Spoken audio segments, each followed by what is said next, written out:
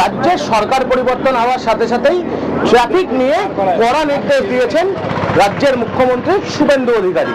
তারপর থেকেই রাজ্য জুড়ে অ্যাক্টিভ হয়েছে ট্রাফিক বিভাগ। শিলিগুড়ির এনজিপি ট্রাফিক গার্ডের পক্ষ থেকে ইতিমধ্যে রাস্তায় নামানো হয়েছে যমরাজ পুলিশ কর্মী সঞ্জয়, যিনি আজ যমরাজের ভূমিকায়।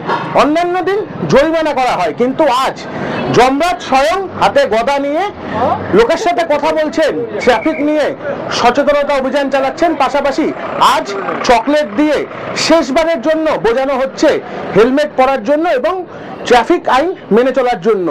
হেলমেট পরার জন্য দিচ্ছি। এখন যদি মানুষ না বুঝে, সচেতন না হয়, কি করা যাবে?